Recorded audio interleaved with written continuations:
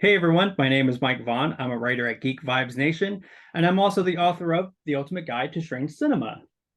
And I'm Dylan Gonzalez. I'm the editorial director for geekvibesnation.com and also a co-host of the Home Dance Film Festival podcast. And welcome to a new Video Attic new release roundup. If you're new here, welcome. Just to explain a little bit of what we do, we go back and forth talking about the latest home video releases. And since we do this weekly, you'll want to subscribe. But with that, I'm going to kick it off to you to get this party started. Yes, my first foray into new releases. This is a couple weeks old, but still brand new to in our hearts. This is Sony Pictures 4K Steelbook release of Starship Troopers.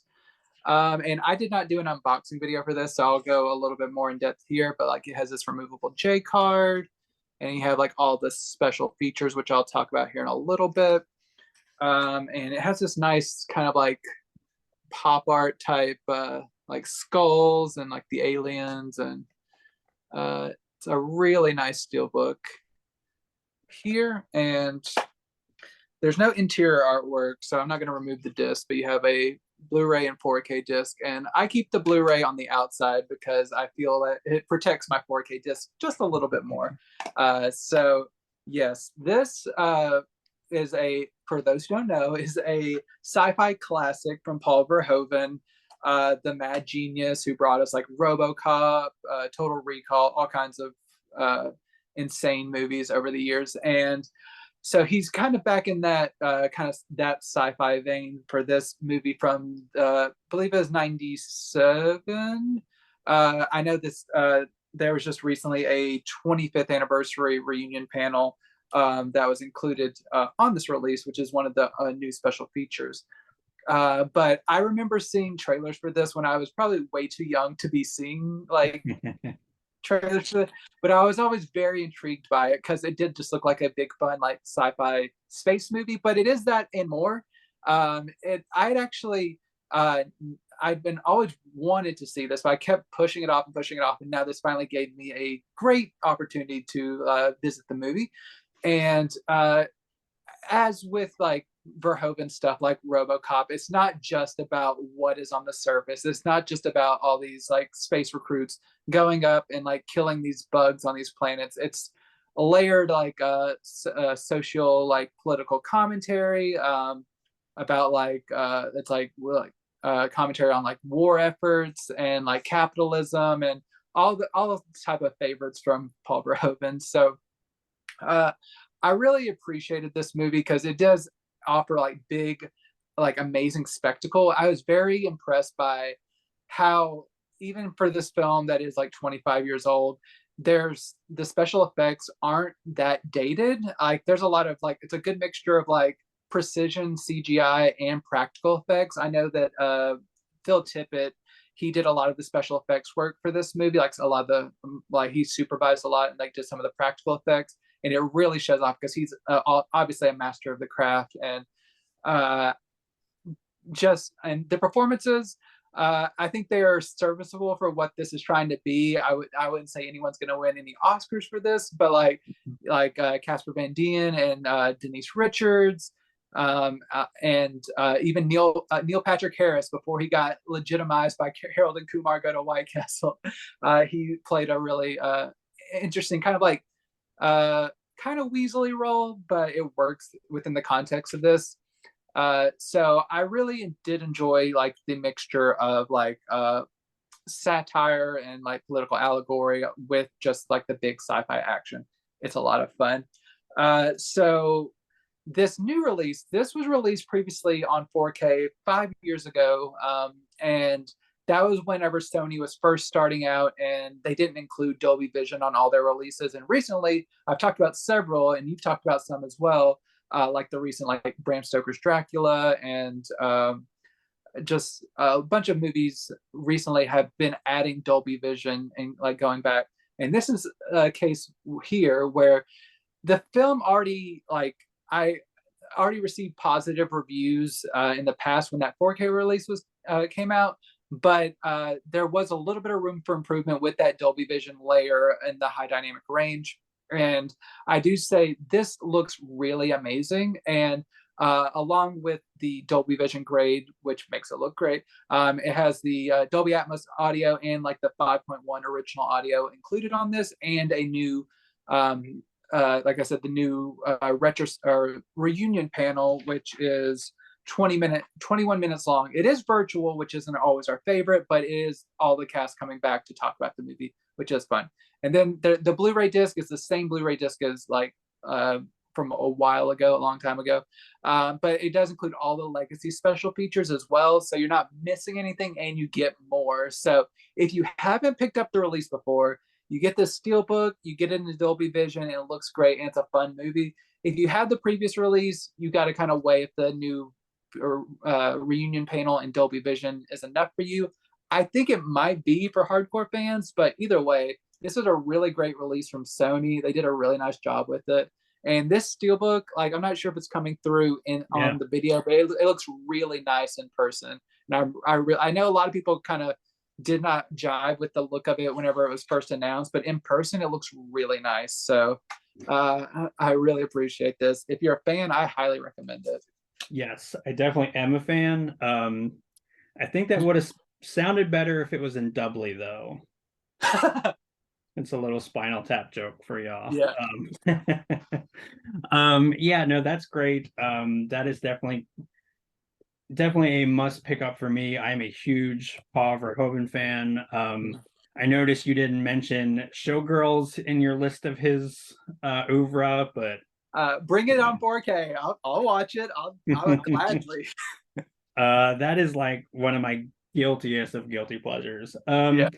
So going from one 4K steelbook to another, we got Pulp Fiction. Hey. And it is, well, first of all, let's just look at this, take this great packaging in.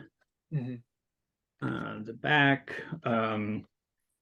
Now there is a digital copy that's not in here, and I will pop this these discs because there is some interior artwork, which is of the famous dance sequence there. Of course. And yeah, so I'm going to keep this review brief because I feel like everyone's seen Pulp Fiction. This is such an iconic classic movie. Rewatching it again was really fun. It's probably weirdly one of the Tarantino movies that I've seen the least, even though it's probably like regarded rightly so as his best. But yeah, this was like only his second movie, right? Correct, yeah. And it's kind of wild because you covered Reservoir Dogs, which was his first film, which was not perfect, but like a hell of a first outing. And this film, being his second film, really feels like even as good as his first film was, this feels just leaps and bounds. Like this feels like a filmmaker that's been making movies for decades at this point. So rewatching it in that lens, it's really staggering. Like this is like over 2.5 hours long, but it's never boring. It's always really engaging. I think if you want to talk about a quintessential Quentin Tarantino movie, you would probably see what I did there? A quintessential. Yeah, there you go. I mean, this is like the textbook definition of cool. Like this is like every frame of it, every line, everything is like the dialogue just crackles with that like Tarantino, like I don't know. It's like he has a way of making dialogue like so entertaining. Like I don't really know any other filmmaker besides maybe Kevin Smith that can really take dialogue sequences and just make it like just really engaging. Like that's incredibly like we both watch movies where it's just like exposition dumps and long dialogue sequences that just put you to sleep, but not here. everything is just firing on all cylinders. This is like a nearly perfect movie, I would say. And I was a little bit nervous because like the planes, trains, and automobiles got dinged for being overly like smoothed and worked to death. Like I didn't have a problem with it, but like I know everyone was like scorched earth about how bad that release was. Yeah. Um, but I'm here to say it is not the case here. You get that nice grain texture. The colors like really pop. I mean, this is a very vibrant, like stunning looking movie, and I'm so happy that we got a really nice 4K. So yeah, looks fantastic. Like you don't have that overworked like HDR and over smoothing. So yeah, if you were, kind of worried about that with like some of the like I know Planes, Trains, and Automobiles was Paramount. So fans, you're in good hands this time. It's really fantastic looking. And it's a classic. Like if you haven't seen this, like holy crap, just whatever you're doing, just drop everything. You don't want to Absolutely. be a square. So check it out. Yes. I'm still rocking this one on DVD for some reason, so this is going to be a huge upgrade for me. I'm Yeah. very excited. And with like you said, I discussed Reservoir Dogs last week. You're discussing that this week. I wish we could say that we could like discuss Jackie Brown next week and just continue this trend. Yes. But like, let's just fingers crossed that it comes in like 2023 because I need all of his filmography on 4K. Yeah, I'm kind of surprised. I mean, I don't know what's going on with the whole like Weinstein thing, but like I don't know if like we're ever going to get like another box set. Like they did do a Blu-ray box set that was not definitive because there was a few more movies that came out since then, but hopefully we'll get something like this. But I mean, just keep bringing them out and like we'll just make our own box sets. Yeah, absolutely.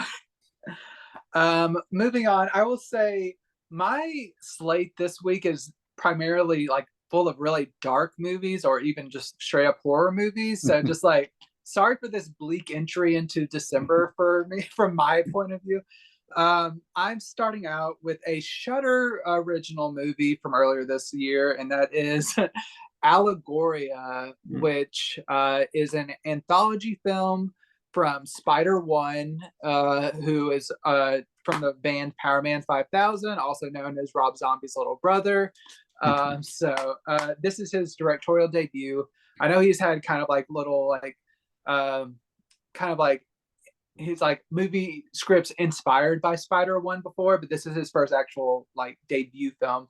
And this is definitely a product of COVID. This I could tell from a little bit like with one of his interviews on this disc that he was in the midst of like lockdown. He just like I like music, like musicians aren't able to tour. I've been interested in movies, and so this was kind of like you can tell that there's like it's like a series of like basically like 5 short films that could very easily be like filmed in a confined space. So it's not like completely audacious or anything. And I will say, just starting off, this is a very short movie. This is like 69 minutes, it's 70 minutes long, so an hour and 10 minutes long. So he doesn't keep you very long.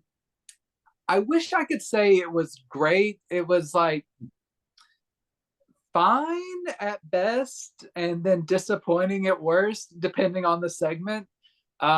It's all kind of it's lacking like a cohesion, like the different I think there's about 5 different segments. They all kind of like speak to one another and echo one another. Like there are characters that you'll see on the phone in one segment that like will kind of pay off later, like you'll hear the other side of the conversation, but like it doesn't feel as cohesive as it maybe should be. There's not like a really solid wraparound segment, which I think a lot of anthology films like need like either a wraparound or like some kind of like host, like the Crypt Keeper or something to like guide you through the experience. But thematically, it's mostly dealing like within the arts and like different tales regarding like like acting, sculpting, like music, and just kind of like doing different little tales about each kind of like different artistic medium that he's kind of exploring. And some are kind of interesting. The one involving sculpting is really interesting because it's like a kind of like a blind date where there's this couple that are there's like a guy who he believes he's out of his league, and like I guess from the outside people would agree with him, but he's just like talking to this girl, and like it's like a really natural conversation that like escalates into kind of some more grotesque areas, but the way that unfolds is really good, and it's like the highlight of the movie for me. But then there's others that just kind of seem to like go nowhere, and it's just kind of like a very messy film overall. Like anthology films can sometimes be a bit more messy than the average film, but it just there were more misses and hits for this one, and the main selling point for me is that it was shorter, which isn't always the best like endorsement of a movie.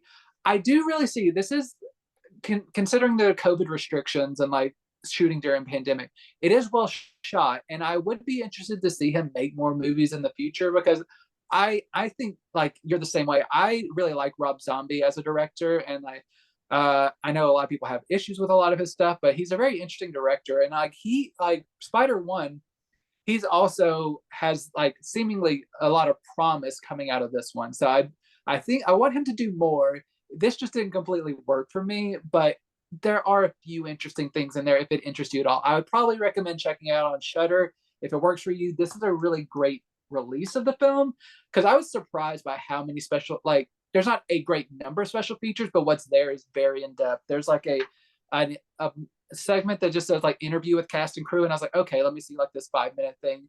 I like turned it on and it was 81 minutes long, like full of interviews. I was like, Oh. whoa, Shudder, you're really showing off with this one. And then there's also like a 22-minute Q&A from one of like the festivals that played, which is also really cool.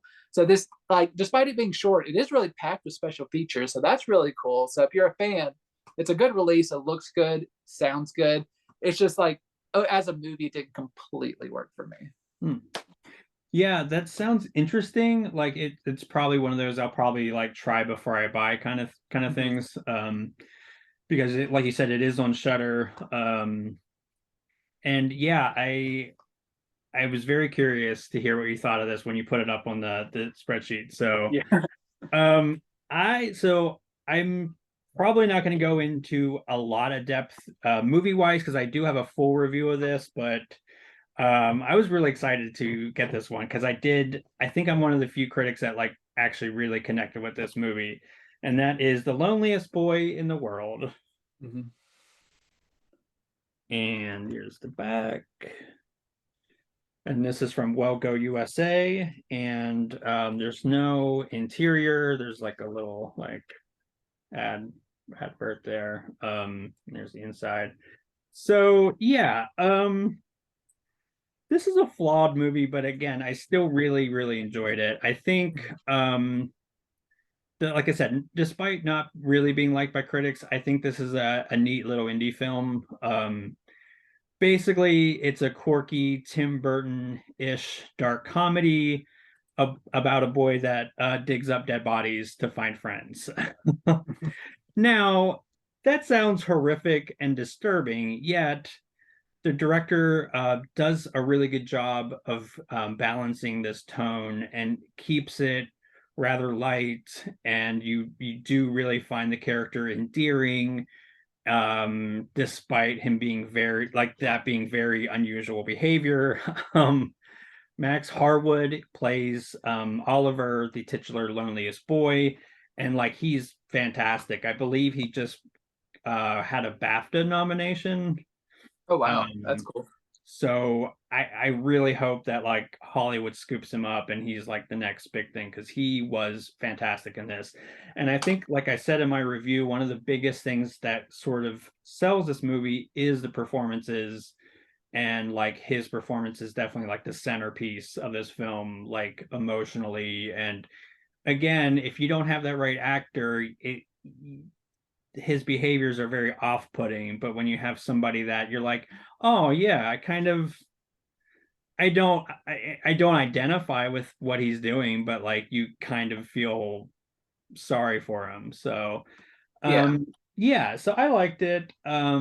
It does have plot issues. There are things that I wish were a little bit tightened up, but I mean, I liked it. I think it looks really nice on Blu-ray.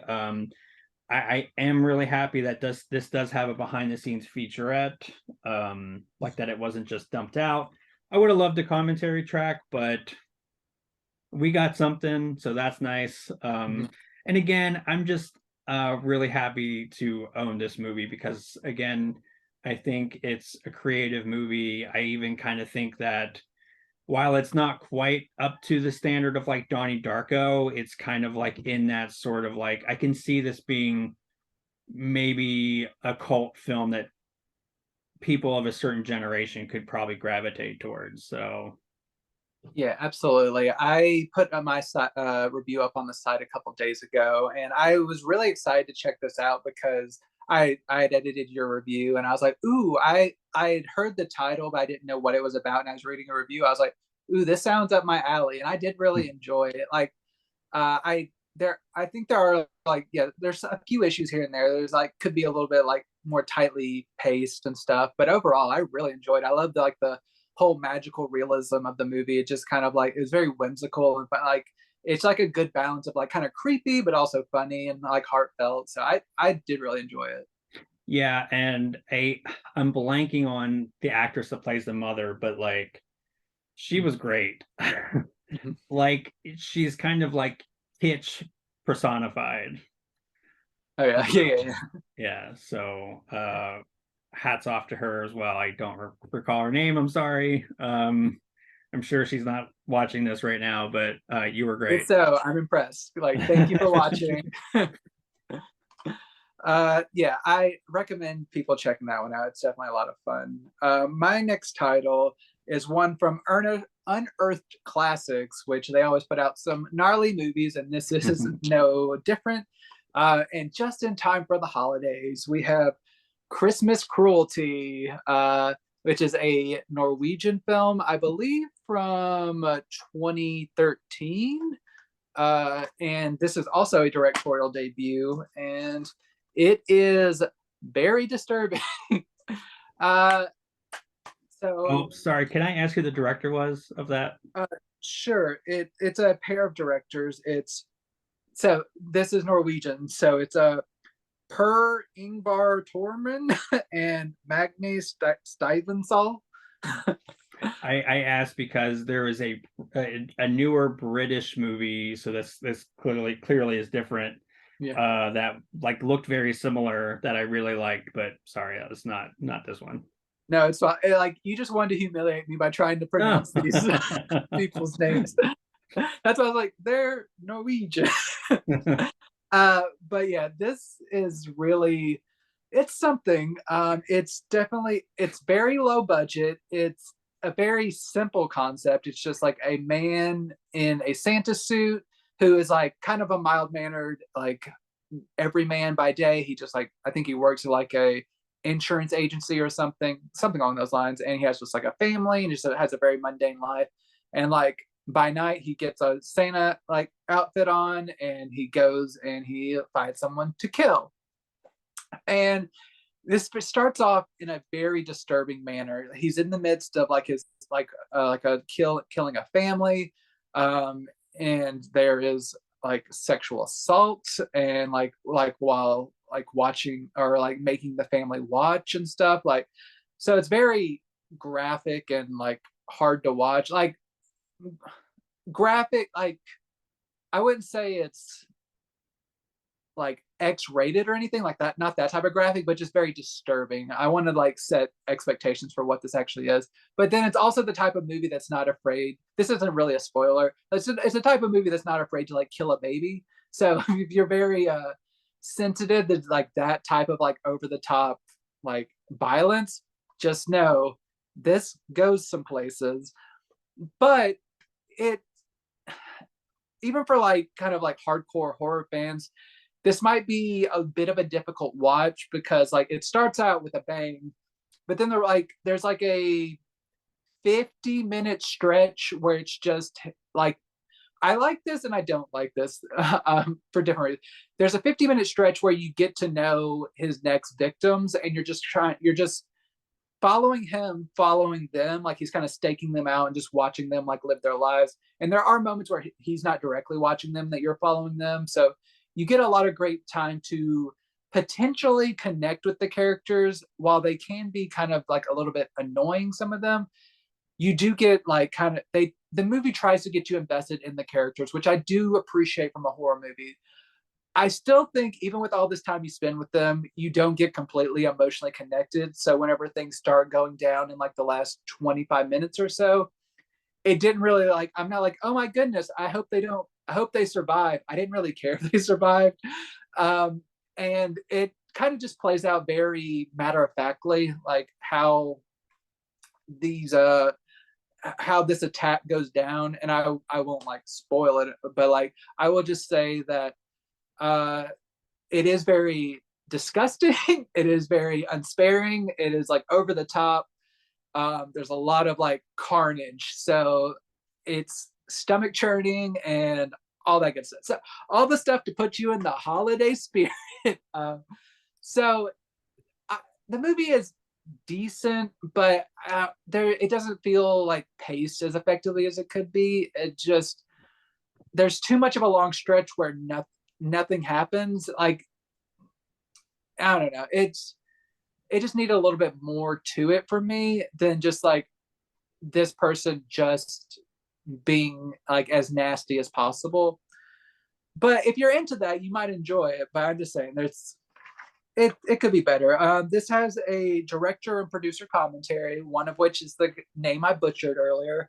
There's a couple of different featurettes. There's bloopers, a photo gallery, music videos. So there's a pretty nice selection of special features from Unearthed films. So if you're into kind of like holiday horror, it's still probably overall worth a watch, but just keep your expectations kind of low and just like know that it's not like wall-to-wall action carnage. Yeah, and it's funny when you're like, it has dead babies and some bloopers. So, it's like, Merry Christmas. Yes, absolutely. So yeah, that sounds like a movie that you Yep. watch. I know you like holiday horror, so I expect you to like report back at some point. You're like, Okay. I watched this. Depending on how I like it, I may or may not forgive you. Okay. Yeah. So my next one couldn't be more different. When you think of opera, I don't necessarily think of Western opera, but this documentary might change my mind, and that is Riders of the Purple Sage. Nice. And that was one of the DVDs that you were doing a giveaway. Correct. Yes. This was really fascinating. Like there are definitely documentaries where I have another one like that as well, where I know little to nothing about the subject, but like there's that hook that gets me interested, and that is like Western opera. So this is actually based on a pretty epic novel by Zane Grey. Now, I had never heard of him, and being like a film buff, especially old films, like that's kind of wild because they made a bunch of adaptations of Riders of the Purple Sage, but I had never heard of them. But apparently, like this is like the quintessential sort of Western pulp novel. So the documentary is interesting as it talks a lot about Zane Grey, about his work, about this work in particular, but also just like how his work sort of defined the Western genre, especially when it was starting to be like going into like films. So that all by itself was really fascinating. But then of course we get into like making the opera and every aspect, from writing the music to training the singers, to like there was a guy that just did all these hand painted like backgrounds like for the sets and stuff, which was like amazing.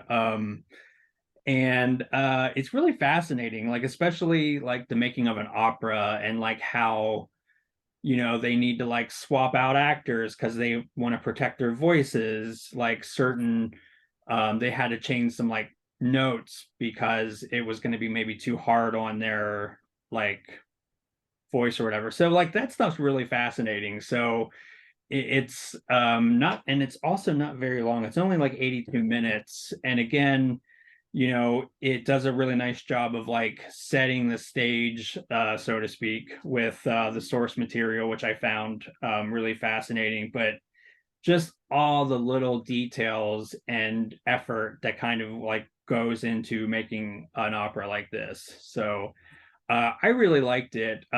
They talked to like every major player in this, and yeah, it just makes for a really fascinating like documentary. Like I was kind of going into it thinking like, oh, is it going to be like something like Christopher Guest, where it's like they're trying their best to make, like this weird opera, but no, I mean these people are professionals, like everybody's like on point. So it's really fascinating. And again, I like highlighting stuff that might not necessarily be on people's radar, and this is definitely one of those. So if you like operas, or if you just like something that's a little bit offbeat, this is definitely, I think, worth checking out. Awesome. I love a good documentary. I'm going to be talking about one in a little bit, so I'll definitely have to check that out. My next one, it's not a label that I usually talk about on here, mainly because they folded a few years ago, but then they were revived in a limited capacity. So it's interesting to see them putting out some new films. And the one I am talking about today is from Twilight Time. This is The Nun and the Devil. What better title? Like just evocative, to the point. Like, yes. And I really like this packaging. They did a really nice job. There's this nice kind of shiny disc art. You get a booklet in here, if I can get it out without ripping it, because, yep, there we go. So you get a nice booklet here and have like an essay, all that good stuff. So, and it's not reversible art, but you do have some artwork underneath that helps things out. So this one, so with a title like The Nun and the Devil, and just like knowing like kind of the kind of genre-ish elements of it, you kind of expect it to be like a straight up like nunsploitation movie where like naughty nuns and like just like very provocative like sexuality, and there are elements of this. I say this is not free of that, but I do think that this is like I believe it's an Italian like English production, so I think it's one of these situations where like some of the cast members were speaking English, some were speaking Italian, and you just choose basically which dub you feel is better representative for you. I kind of like switched back and forth just to get like a handle of both like audio quality. But this one, so yeah, it's like set far in the past, and it involves like there are these nuns, and there's like a power struggle after like I believe it's like the mother superior passes away, and there are a couple different like women who kind of want to replace her within that pecking order, but at the same time they're the powers that be within like their like society, they're like the men are like kind of making decisions, trying to make some even more radical changes while this power vacuum is like created. And just kind of like the fallout from all of this kind of like calculating and just like hidden like power plays and passions and desires. Yes, there are some lesbian nuns in here. There are some other like more straightforward like sexually active nun stuff going on. So yeah, you do get some naughty nuns, but there's also just like a larger, like pretty engaging narrative involving like power struggles and like the patriarchy and just like all that type of stuff wrapped in this, which for, I believe this is like 1973. I thought it was the 60s. 1973. It was like pretty like well handled for the time. Like it wasn't too over the top tawdry, but like it's enough to like appease the genre fans who want that, but also be like kind of like more highbrow and like artful, like artfully done, as much as like a nunsploitation movie can be. So they did a nice job with this Blu-ray release. The transfer looks really nice. From what I could tell from my research, it looked like this was probably put out overseas by 88 Films. So they used a lot of those elements, probably that transfer as well. And they brought over the special features from that. So you get a lot of really good special features. You get a audio commentary from some film historians. You get a couple of actor interviews that range from like 15 to 25 minutes long. You get a 35-minute documentary on the movie, and then there's like another 7-minute featurette on the nunsploitation genre. So there's a pretty nice selection of films curated by 88, or selection of special features curated by 88 Films. And so like I'm glad Twilight Time picked this one up. I am glad that they are doing stuff once again, and hopefully they can keep those prices down. I know they can be a little bit more expensive, but I think they did put a lot of care into this package. So if you have been wanting to check this movie out, or if it interests you, it's a really nice package for the value. Yeah. Nice. That sounds really interesting. I definitely don't even know how to segue into my next one because again, it couldn't be more opposite. Yeah. But we're gonna get a little lighter here. So we got Tom and Jerry, Snowman's Land. What a transition. I am Yeah. giving you the worst titles to transition out of. I mean, it's fine. We make it work. Yes. So this does have some bonus features. There's some bonus episodes, more like shorts. But yeah.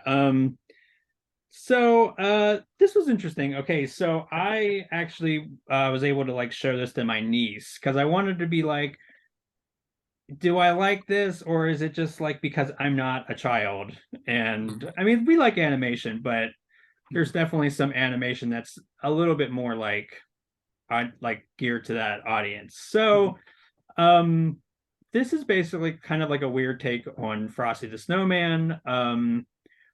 But the biggest issue is it's 75 minutes long, but it feels like 2 hours.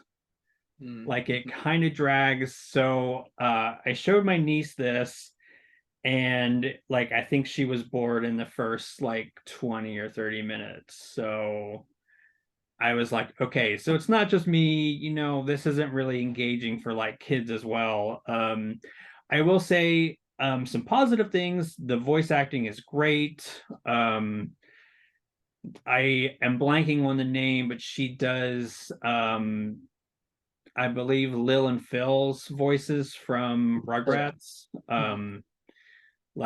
As she does, I think this guy right here. He's Jerry's cousin or something. Okay.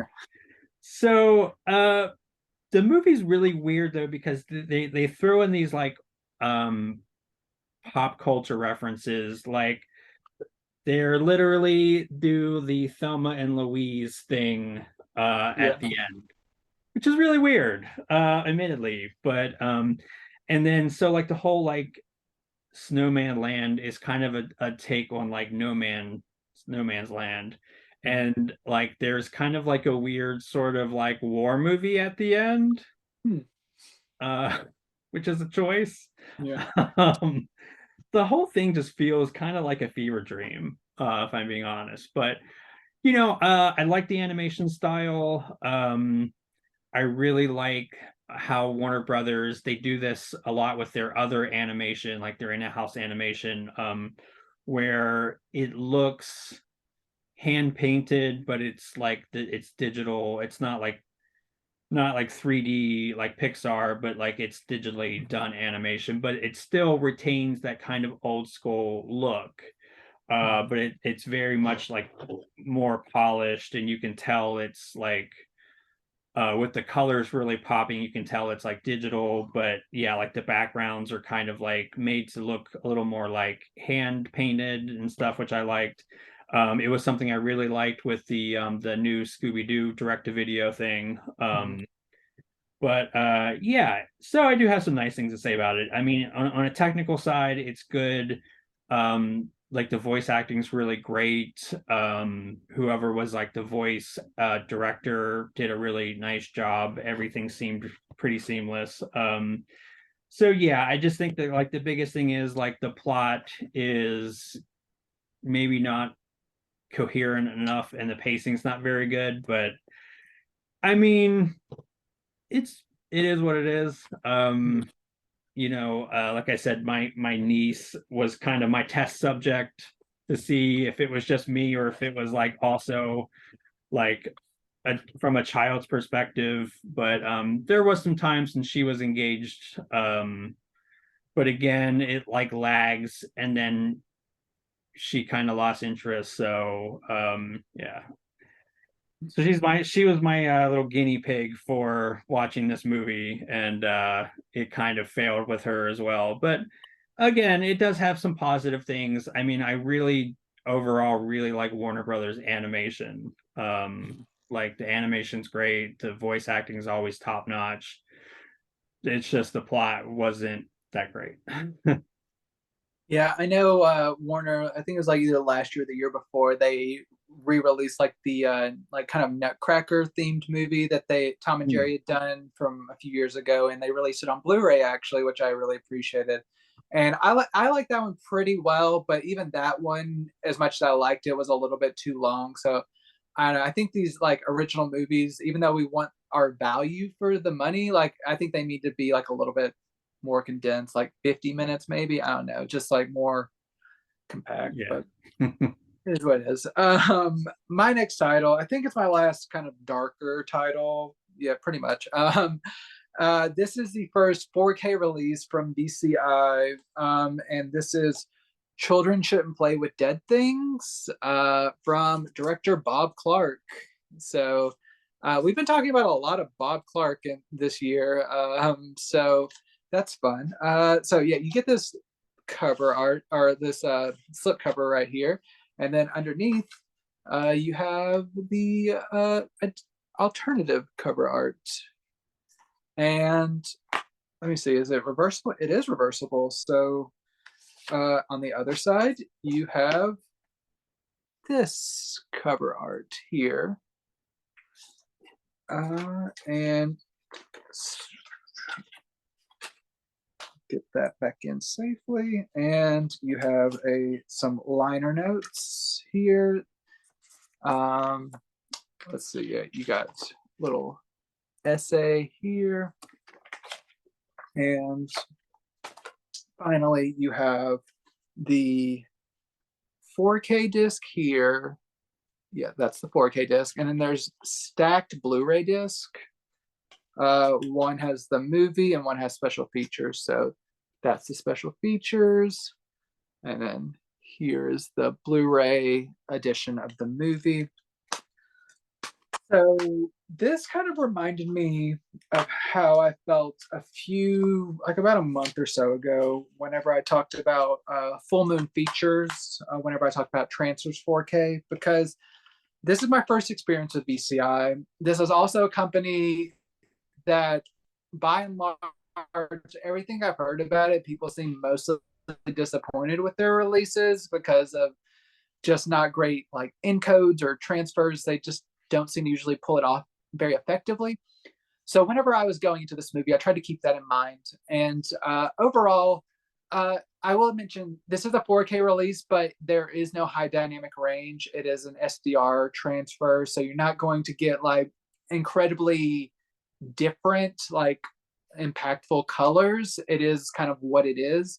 But overall, I think that their version of a 4K is probably like equal to like a really good Blu-ray from someone else, which might seem like a dig on them, and it kind of is, but I think overall it's serviceable if you're in like search for this movie. From what I've heard, I'm no Bob Clark expert or expert on this movie, but everyone seems to say that this film has been like notoriously hard to find in good quality. It's always apparently been very like muddy and just very hard to see kind of like the distinct shapes within a lot of the darkness, which is a movie that takes place primarily in darkness.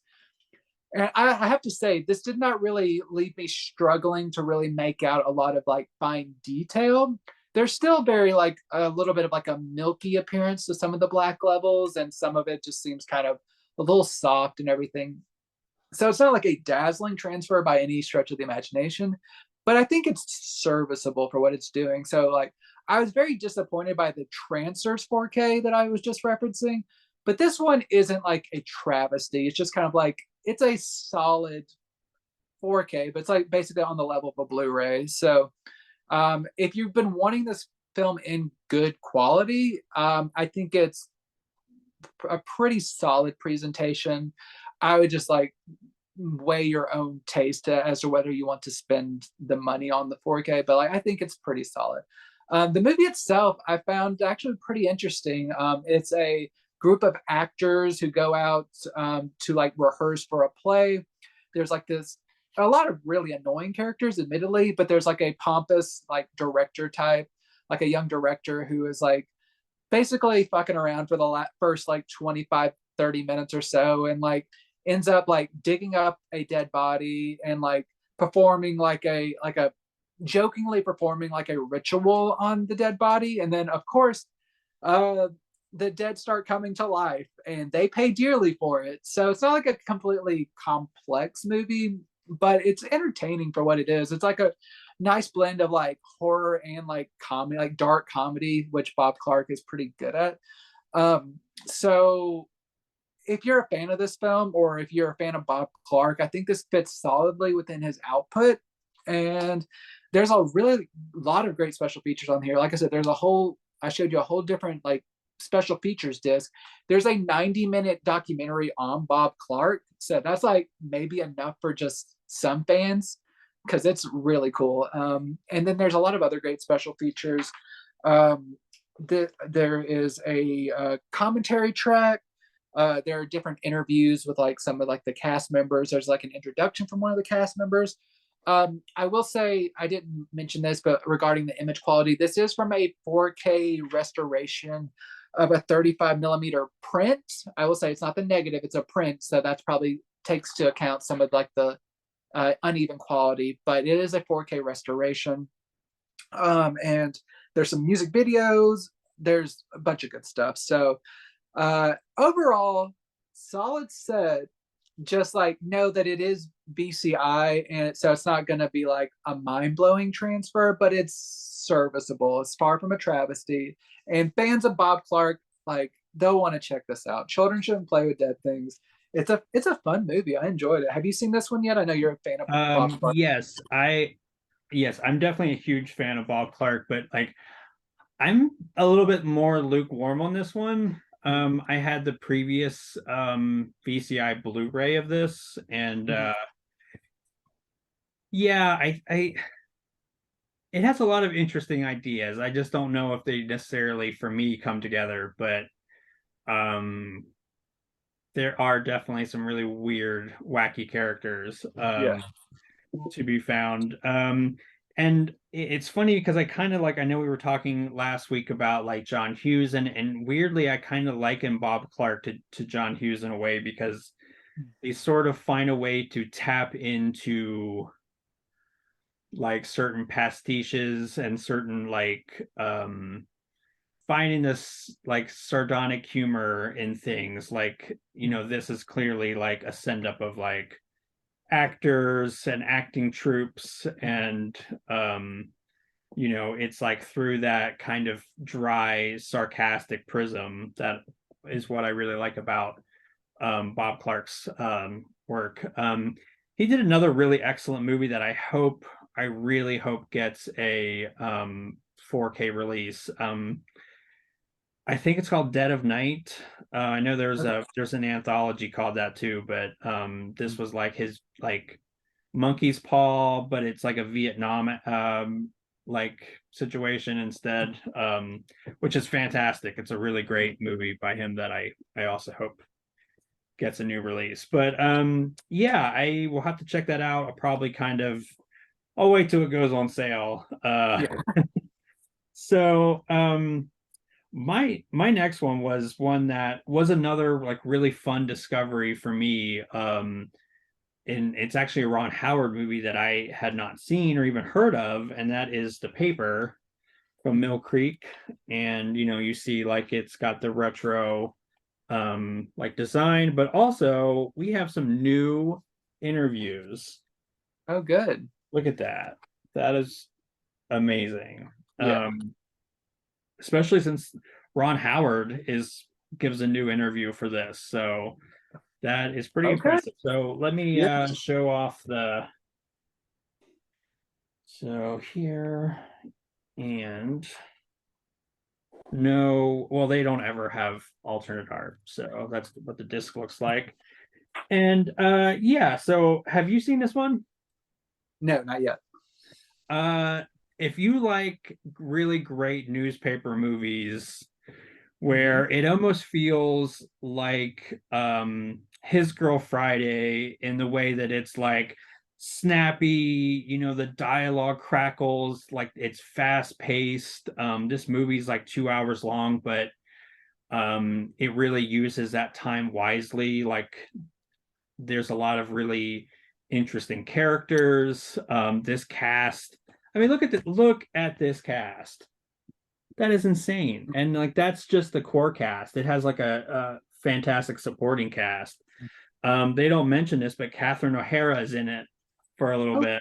that's cool. Yeah, and this is interesting because, you know, Michael Keaton would also make another journalism movie, Spotlight, very different movie, but Yeah. anyways, Randy Quaid plays paranoid writer. Insert your own jokes you know, here, but yeah, so that was kind of interesting to see uh how it's interesting how he always played kind of weird characters, and I perhaps wonder why. yeah. But anyways, yeah, this was a really as I said, a great surprise. I will say my only complaint is, even though I think um there's enough going on to keep me engaged, it still could have used maybe a tighter focus. Like there's scenes that, I don't know if you feel this way sometimes, but there's scenes that you like, but you're like, I could do without them just for pacing's Yeah. sake. So that's how this one kind of suffers. But overall, like, I thought it was great. I have to say that I was a little bit worried because the last transfer that I reviewed from the Mill Creek release, The Replacement Killers, was awful. I mean, I guess it wasn't like the worst, but it wasn't very good. Thankfully, this one looks great. I don't know this for sure, but this was from Universal, so I have to imagine that maybe this was sourced from like Universal. But I mean, the end result is it looks really nice. The colors are really vibrant. The grain isn't too heavy. You know, it's just it's not the most dynamic looking film, but I mean, there's a lot of like locales that they use that look kind of stunning looking. And yeah, it's overall I was pleased with how it looked. Like I said, my expectations are always kind of low with Mill Creek, but I'm going to be talking about another one here soon, which also was pretty good. So hopefully we can kind of keep on that train. But yeah, Yeah. if you're like me and you haven't heard of this movie, you like Ron Howard, you like newspaper movies, this is pretty great. Yeah, I do really love journalism movies, so I'll definitely have to check that one out. My next film, I kind of alluded to this earlier. It is a documentary. It is from Greenwich and Kino Lorber, and that is Hockeyland. Mm. Yes, here we go. So no reversible cover art, or no cover art, but just nice disc art. So this film is very kind of reminiscent of another one I talked about earlier this year called Alaskan Nets, which was about basketball in Alaska. This is about hockey in Minnesota, and it kind of follows that kind of similar trajectory of like there is a small town, it's kind of in trouble, it's kind of like dying, it's kind of and like in danger of just being kind of absorbed by the neighboring towns, just because it's like there's not a lot going on. Everyone seems to hinge all of their hopes on like the athletic programs in the town, which in this case happens to be hockey. So you kind of follow these young men who are on this hockey team, and as they try to like basically build up to like this epic like rivalry match with one of their neighboring towns, and there's like a lot of like heightened passions surrounding this game, and this provides like a decently entertaining time, but with any type of narrative like this where you have a documentary crew, they embed themselves like with this team in this community, like they can't control exactly what happens, so they just kind of have to take what comes to them, and it doesn't always seem like this kind of flowed in the most satisfying manner. Even with what ends up transpiring, I feel like the narrative kind of didn't completely give enough focus to certain characters that would like maybe they were missing kind of more so in the first half, like you would just see them occasionally, but then like in the latter half they're very important, and you're like, oh,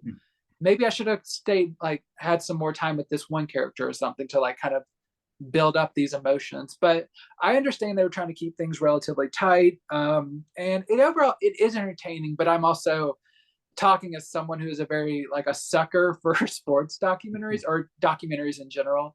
I'm far from like a sports nut, but like documentaries, give them to me all day, I'll take them.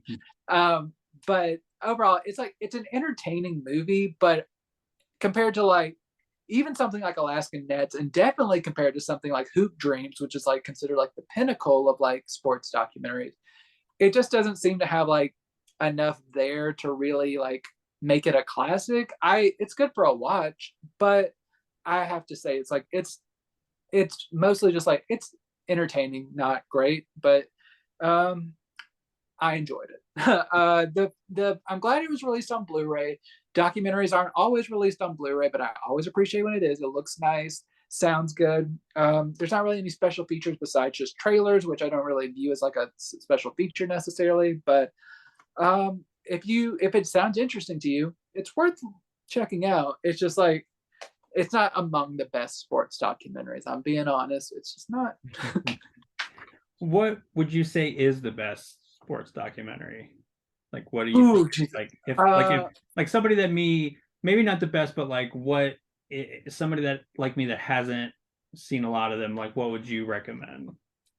I mean, I probably would recommend like Hoop Dreams because it's very long. I think it's almost 3 hours long, but you do really get a good balance between like the on the court drama and like what it means for them off the court. Because I think some of the best documentaries, they really make it clear what the stakes are of this game. Like it's not just like they win a game, it means more to them on a personal level, which I think is really special. This one, there are emotional stakes and you do get a lot of great like insights into these people's families, but they can be also a little bit boring. Like it's not like super like mind-blowing or like heart-wrenching. There are some emotional moments, but it's just like something like Hoop Dreams.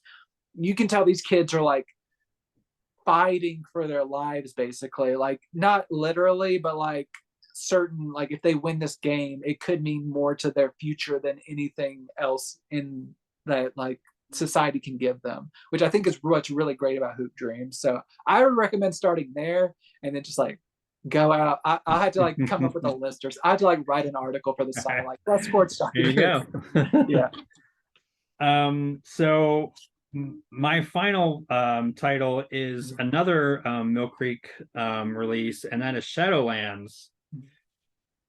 And this, I watched this at a really interesting time. So first I will, well, you probably know what I'm talking about, but with the actor, but we'll at this here first. So this doesn't have any features like my last one. Like the interviews on the paper is kind of an anomaly for Mill Creek, but I thought this movie was fascinating. But just to give you a little bit of like backstory, I have been really getting into Silence of the Lambs lately because my sister surprised me with a stay at the house that they used in like for Buffalo Bill's house. And like that entire scene, like exterior and interior, was all like filmed where we stayed.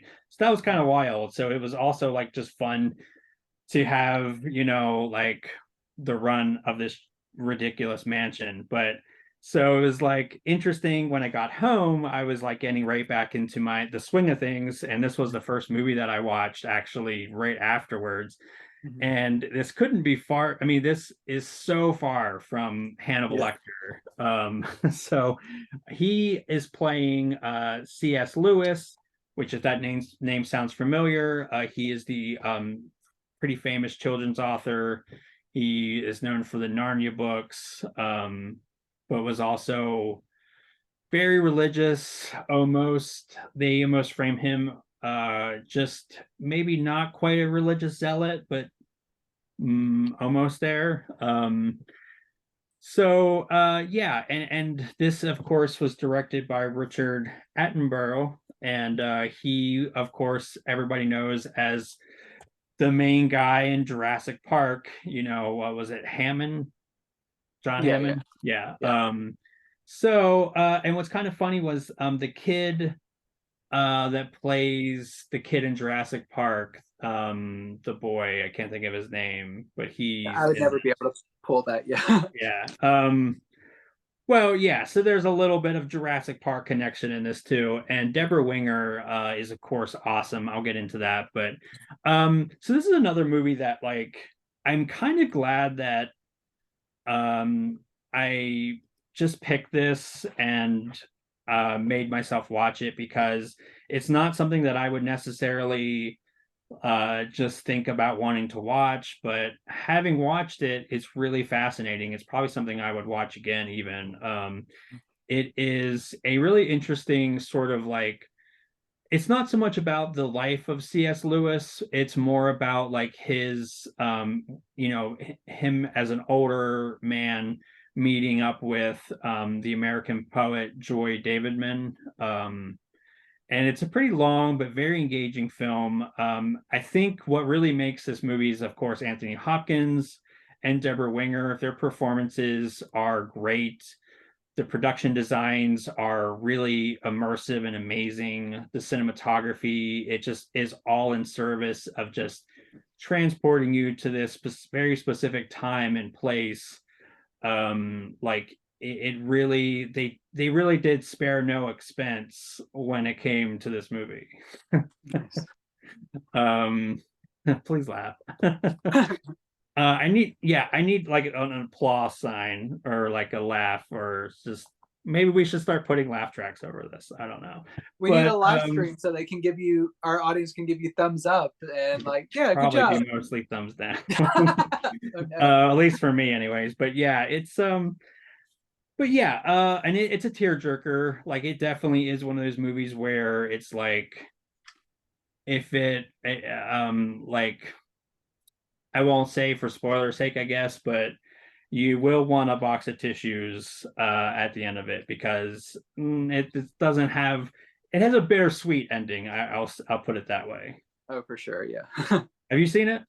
Yes, I have. I also really enjoyed it. It's definitely like bring the tissues, but like it's Barbara Hershey is fantastic. I really like how she comes in and kind of upends his life and just kind of like brings like a sense of like excitement to his life, and just like Mhm. the whole family unit that they build is really nice. I really enjoyed it. I'm a big softie, so I really appreciated that, and it's just Yeah, I mean, yeah, I definitely did too. I mean, there's like some really tender moments where I think again, it hits that balance of, it doesn't necessarily, it maybe tips over a little bit into the overly sentimental, but like it's so well done, I don't mind.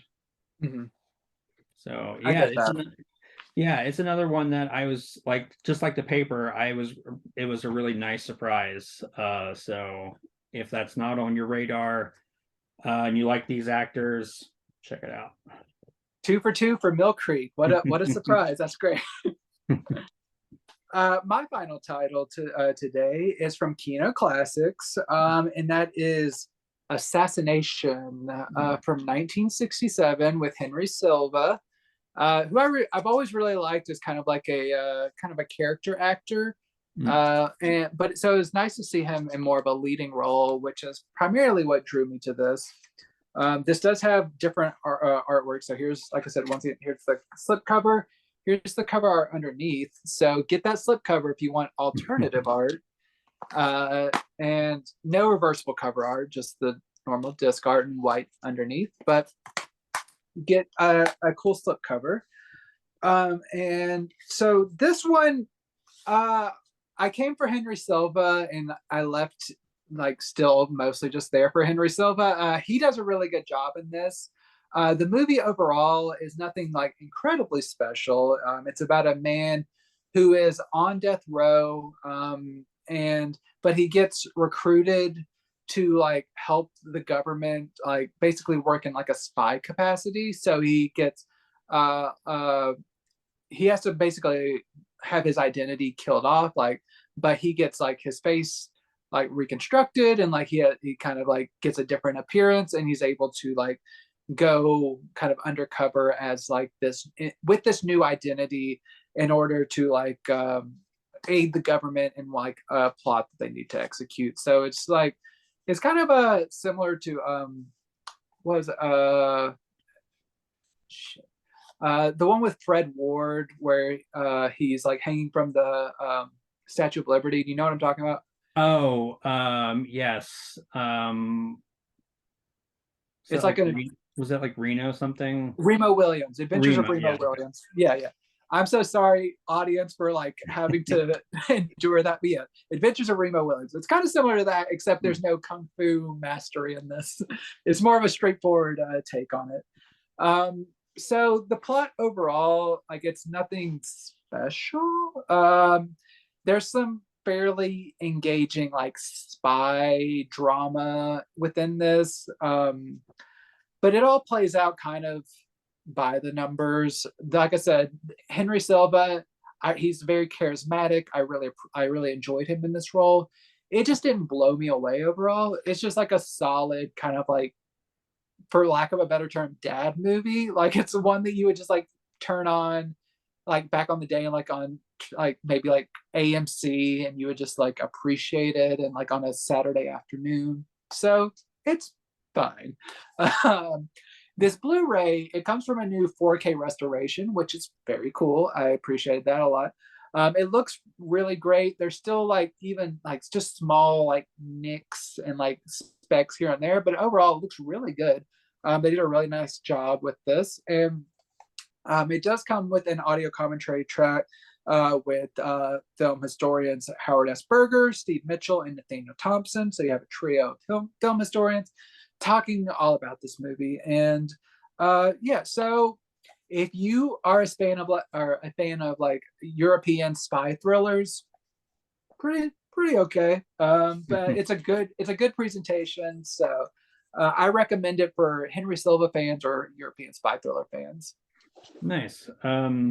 Yeah, that's one that again kind of flew under my radar, but I like that cast, so I'll definitely have to check that out. I am ending with a documentary, and it's one that kind of sold me because Mel Brooks was heavily involved, and that is called the Automat.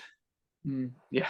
And yeah, so here's the back, and it does have some features, but yeah, so this one was really interesting. I don't know how much of a general audience kind of knows what an automat is anymore, but just to sum up, it was basically from like the maybe 20s or 30s to I think like the last one maybe shut down in the early 90s. You could actually like put in like a nickel and you would get like food would pop out of this little glass thing and it was the documentary kind of goes into like how it was so much more than like an affordable restaurant. It really like took you through the beginning of it and how each decade kind of defined like how people interacted with the automats and like its sort of impact. It was really fascinating because it's again something I didn't really know a whole lot about, but it was fascinating because there was definitely way more to it than just people getting an inexpensive meal. Like it was a very diverse melting pot of like people. I believe it was like never segregated, so you always kind of had a mixture of cultures. You had like the rich eating with the not as rich. So it was really fascinating, and the people that get to talk about this is really fascinating. Like Mel Brooks, of course, but then you have like Elliot Gould, who I think is like the coolest person alive. We have I can't recall his name, sorry, but the founder of Starbucks actually was interviewed and said how much the automat really inspired Starbucks, which is fascinating because a lot of people say that like big chains like that kind of swallowed up places like this, but Ruth Bader Ginsburg Oh wow. was also interviewed, and Colin Powell. So you have a wide range of people talking about their experience. Um, and again, it's something that like you don't necessarily think would be fascinating enough for an entire documentary. Now, this isn't very long. This is like 79 minutes. But I was never bored. I thought it was really fascinating. Like Mel Brooks, of course, is interviewed a lot, but he also wrote and recorded a song for this film, Oh, which is cool. great. And there's some really nice candid moments with him. There's a really funny sort of like between the interviews where he's like, "Are you really going to make this documentary? Like, is there enough there for a feature?" I mean, it's like classic Mel Brooks. It's great. Yeah. So that was kind of the hook for me, but like I said, I was fully engaged. I thought it was fascinating. Again, it's something that would not maybe necessarily be on a lot of people's radar, but I think it is well worth checking out. This is from Kino, and Kino is awesome.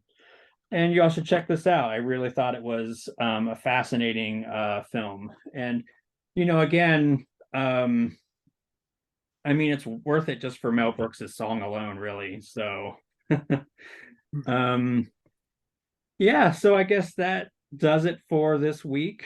Oh, As always, thank you for hanging out with us.